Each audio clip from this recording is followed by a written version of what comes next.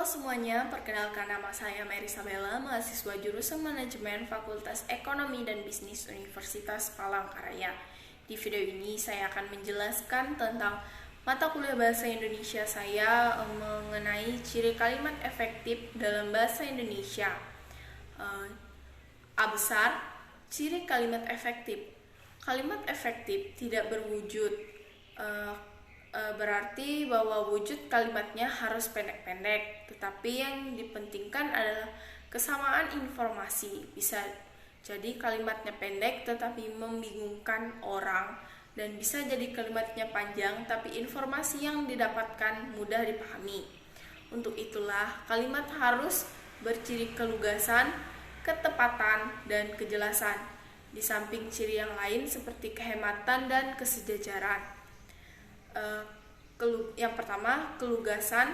Kelugasan dalam kalimat efektif mengisyaratkan bahwa informasi yang akan disampaikan dalam kalimat itu ialah yang pokok-pokok saja, atau yang perlu, atau yang penting-penting. Tidak boleh berbelit-belit, tetapi disampaikan secara sederhana.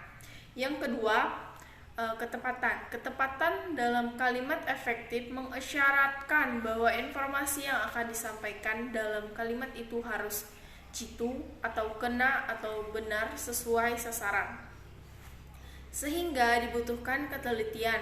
Kalimat yang tepat tidak akan menimbulkan multitafsir, karena kalimat yang multitafsir pasti menimbulkan keteksaan atau keambiguan atau ambiguity, yakni menjadi kabur atau bahkan meragukan. Yang ketiga, kejelasan. Kejelasan kalimat efektif mengisyaratkan bahwa kalimat itu harus jelas strukturnya, selengkap unsur-unsurnya. Kalimat yang jelas strukturnya memudahkan orang memahami makna yang terkandung di dalamnya. Tetapi ketidakjelasan struktur bisa jadi menimbulkan kebingungan orang untuk memahami makna yang terkandung di dalamnya.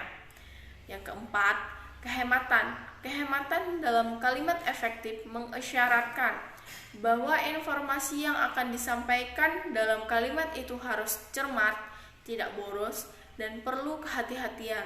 Untuk itu, perlu dihindari bentuk-bentuk yang bersinonim. Yang kelima, kesejajaran. Kesejajaran dalam kalimat efektif mengisyaratkan bahwa untuk bentuk dan struktur yang digunakan dalam kalimat efektif harus paralel, sama, atau sederajat. Dalam hal bentuk kesejajaran terutama terletak pada penggunaan imbuhan. Sedangkan dalam hal struktur, kesejajaran terletak pada klausa-klausa yang menjadi pengisi dalam kalimat majemuk. B besar, kalimat partisipal. Akhir-akhir ini, bentuk kalimat yang berawal dengan verba banyak ditemukan dalam kehidupan sehari-hari, baik dalam bahasa lisan maupun dalam bahasa tulisan. Media massa dan elektronik ikut andil, bahkan berpengaruh besar dalam menyebarkan kalimat yang berawal dengan kata kerja. Meskipun begitu, tata bahasa baku bahasa Indonesia tidak mengakui keberadaan struktur semacam itu. Demikian penjelasan dari saya. Terima kasih.